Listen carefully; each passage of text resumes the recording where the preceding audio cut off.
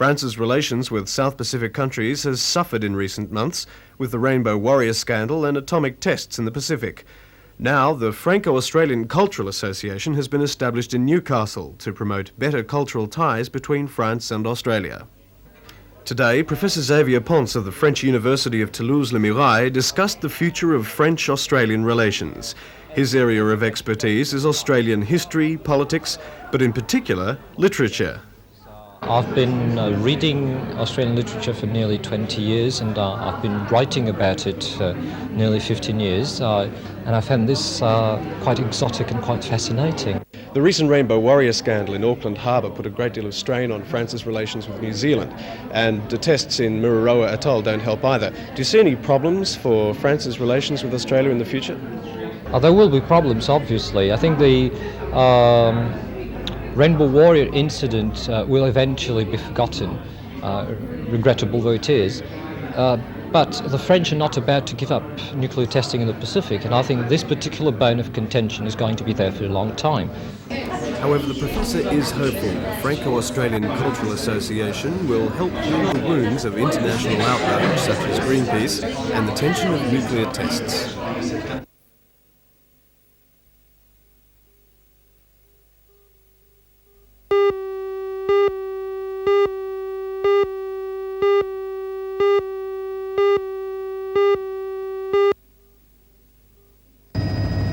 The expansion work has involved raising the dam wall by 24 metres. This work is now about 50% completed.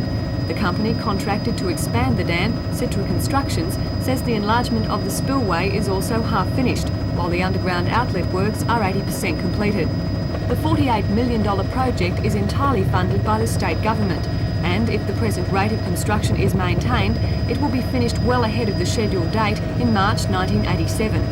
But other state government projects for Lake Glenbourne are not proceeding so swiftly. Since the early 70s, the Lake Glenbourne Recreation Trust, a group appointed by the Department of Planning and the Environment, has been eager to expand the present recreation area to incorporate a further 2,000 hectares of land on the eastern foreshore. This requires the state government to transfer the land from the Soil Conservation Service to the National Parks and Wildlife Service. And although the Trust says the state government is willing, they're concerned that it's taking so long. As early as 1983, it was envisaged that the wall would be built, and we were told then that we would get the area, but as early as 1975, I think we were told that we would probably be acquiring that area of land from the soil conservation. What sorts of problems is the delay causing you? The delay is causing us, we're very anxious at present. We would like to have the area of land given to us and in our possession so that we can then plan our, well not plan, but get our road surveyed and possibly have it built while the heavy equipment is here at Lake Glenbourne. The Trust has the support of Scone Shire Council. Its president, John Gregg. We would certainly like to see it developed as soon as possible also, because the amount of tourist dollars that are available to come into this area as soon as that area is complete.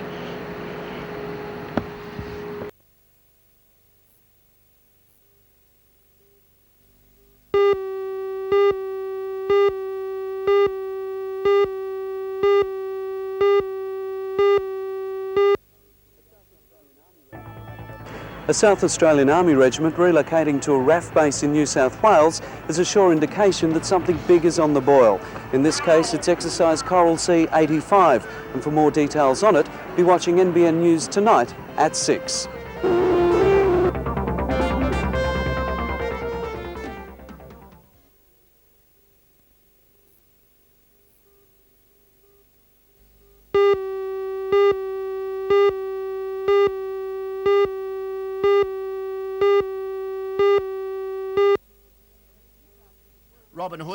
And Newcastle is well represented with the Robin Hoisted trained Castanilla, a magnificent animal that has the form on the board to win the race. You might remember his part in that stirring finish to the NBN Cameron Handicap a couple of weeks back, where he was beaten in a blanket finish by just a little bit. Last week Castanilla was just 2 lengths from the winner of the George Main Stakes and goes in 4 kilograms like it's tomorrow, and is 3 kilos better off with the Epsom favourite Prince Frolic, whom he beat home in the George Main. It's a big chance. Is Regal Value and Riverdale. It's Castanulia, Satin Sand and Regal Value in on the outside. Riverdale. Here's a go. Regal Value.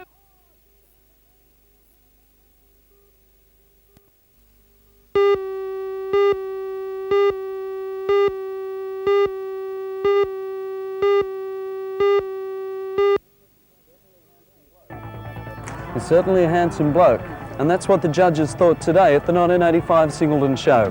His name is Kensilair Lucian, he weighs over the tonne, and today he was the supreme champion bull. In the NBN News tonight at 6, he seeks even further fame and fortune.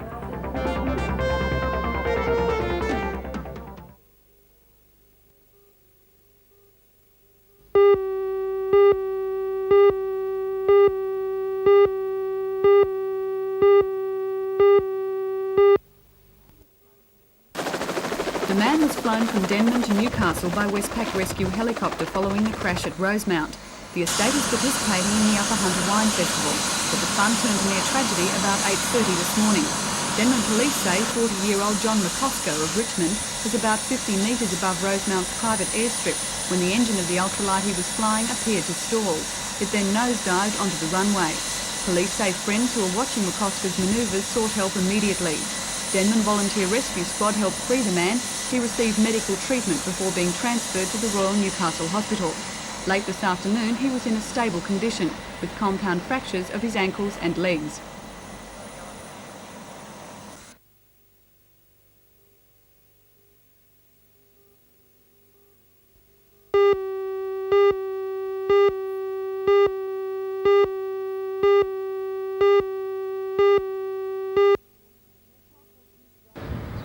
Newcastle's Youth Drama Festival has ended, but the experience gained there will no doubt benefit the young actors for a long time to come. 22 groups from all over the state converged on Newcastle to show off their skills and to take note of how others are exploring the depths of drama. The festival was held at the Free Wills Theatre in Union Street, and the disused college buildings provided the on-site accommodation. At the conclusion of the three-day festival this morning, the participants discussed how to improve it for next year and how they can expand on the parts of it they enjoyed. Carly Gilgore from the 2 to 5 Theatre Group and Peter Ross from the Newcastle Young People's Theatre say the weekend was a success. Main themes, it's gone from sexism, racism, peer group pressure has been a really big theme because it is a lot of youth theatre, and even the TIE companies, their plays have been peer group pressure type orientated. Peter, what do you think's been achieved in this festival? Well, basically I think just the coming together of everyone is we've learnt what other companies are doing, what they're performing and the way they perform it, and basically we just learn overall what's happening in other companies.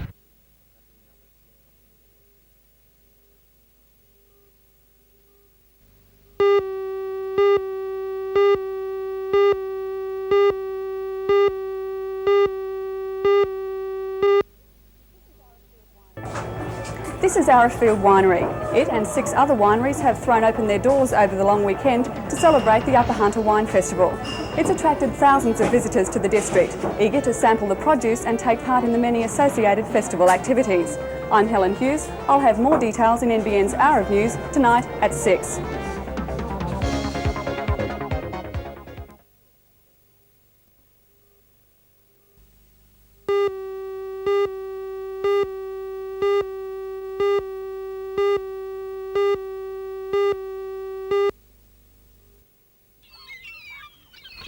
It's the 11th year that the Invitation Shark and Game Fish Tournament at Swansea has been held. Fishermen from as far away as Botany Bay, Sydney, Charlhaven and Foster cast their lines over the 3-day competition in the hope of the big catch. Fishing off the continental shelf outside Swansea, more than 250 competitors aboard 48 boats attempted to break previous records in the different divisions, and the crowds were not to be disappointed. This tiger shark, caught by the crew on board Seabird from Broken Bay, weighed in at 394 kilograms. Snared by a 15-kilo line, the shark is the biggest recorded in the 11-year history of the tournament. Sponsored by CIG, the prize money for the competition was more than $4,000. And although catches were down on last year, organisers say that the response from both fishermen and spectators has increased.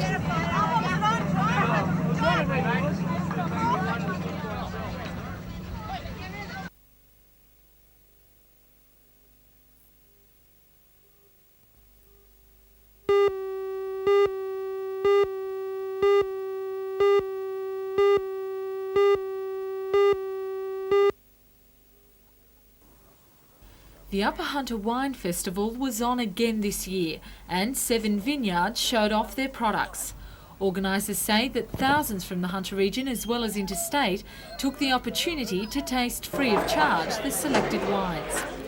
As well as the traditional tastings, the October long weekend coincides with Budburst, a time when the new season's shoots make their first appearance. Outdoor activities were also planned for the weekend celebrations, including horse riding, picnicking and joy flights. And for those who chose to leave their cars behind, a ride on board an old locomotive.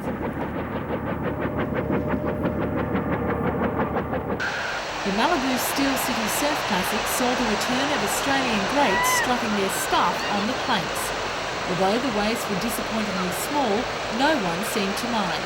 Riders say Malibus are versatile. You can ride them in almost any size surf, and that's exactly what they did. Yesterday was the finals of the competition. Ray Glee from the Gold Coast took out the open event, Peter Cornish from Newcastle Steel City Club won the Masters final, and Steve Butterworth, a hot favourite, took out the old Malibu event.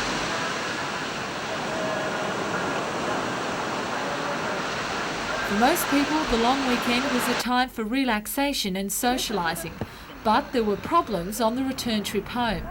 Traffic jams at Swansea Bridge were backed up as far as Marks Point. There were similar problems at Hexham, and last night police say traffic was reported bumper to bumper 60 kilometres north of Bulahdelah on the Pacific Highway.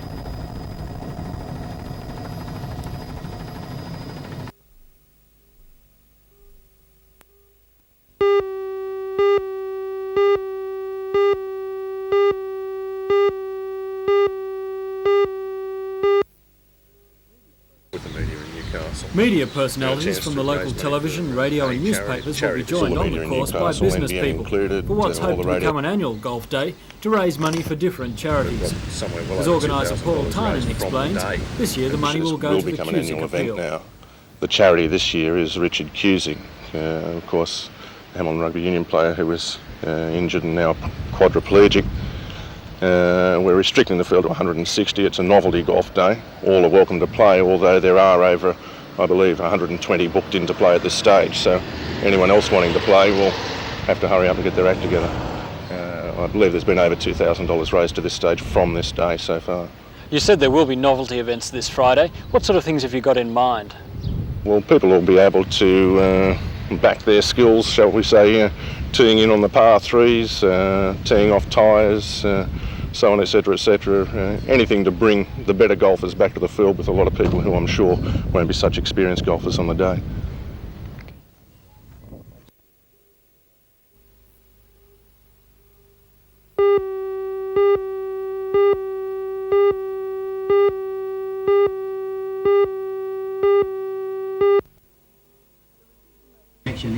The rescission motion to postpone the sale of the commercial site was presented just one day after the council had decided to allow project managers Salamander Projects to buy the land for $1.75 million. Private value was reported to the council that the Salamander offer was more acceptable than the other 3 bids, even though they were offering more money. Councillors Collins, Mackenzie and Crichton put in the rescission motion because they believe the council should not only do the right thing, but be seen to do the right thing, and so it should put the site to public tender. It's like all the other things they've done with Salamander. It's been done quickly. Salamander projects certainly have a certain amount of rapport with some of the councillors. I think that they've been involved in it for over 2 years now, and some of the councillors would probably believe that they're expert in what they're doing and let the experts or the people we know go ahead and do it. I don't hold to that. The Tomaree Peninsula Residents Group says it'll call for an Ombudsman's inquiry or seek an injunction to stop the sale of this land if the Minister decides to back the council. Shire President Roy Taylor says there's no guarantee that council would get a better deal if it went to tender. He says with council paying out $10,000 a week in interest, the sooner the deal can be settled, which at this stage is a minimum of 2 months because a new development application must go through council, the better off the ratepayers will be. The Minister has always said that it's council's prerogative to do whatever they wish with the land, providing that the decision has been a prudent one. And he has stated that up to this point the council has acted prudently in their dealings on this particular matter. It's only if the last decision perhaps falls out of favour that we would have any worries. The worries perhaps are that if council makes the wrong decision that they could be surcharged, or at the very bottom line that council could be dismissed.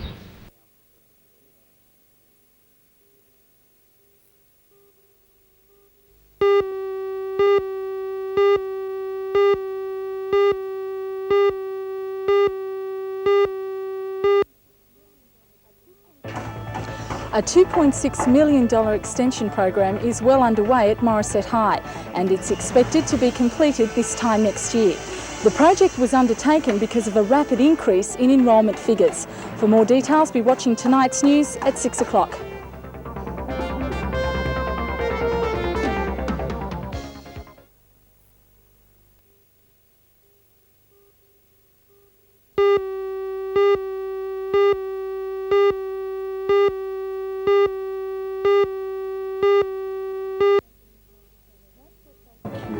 Most restaurants in Newcastle say they've only been slightly affected by the changes in the tax laws and thus the demise of the business lunch. They say the real crunch will come after Christmas.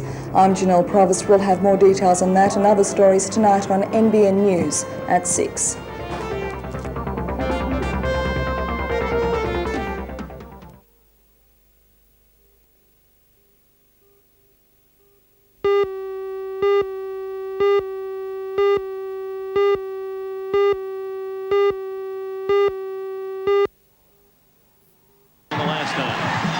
Seven-match World Series of the game has been organised to promote gridiron in Australia. In the United States, its following is enormous. Huge crowds love the action on and off the field. 98 yards, Fulton Walker.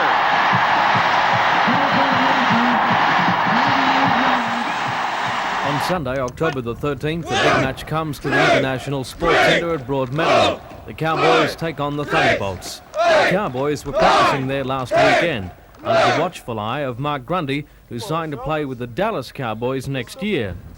Our local Cowboys team is made up of a few American stars and Australian rugby league players. Greg Brentnell, Australian Test team fullback, and David Grant, formerly of the Canberra Raiders, are trying their hand at the American game, and so too are former South Newcastle Rugby League brothers Greg and Stephen Brown. Greg says the variety is a real attraction. And it's not as demanding aerobically on the body, so that you can play it in the off-season of league and still front up fresh for rugby league, but it's complementing the skills of rugby league, so I think it can only help my game in football over here. Mike Harris is another Newcastle boy trying the change. I just hope Newcastle can get behind it a bit. I know there's a lot of interest, and I just hope they will accept that it could grow in Australia and not sort of just push it aside as, oh, why do they wear pads and everything, If they look at the science behind the sport, then they'll realise, what it's all about.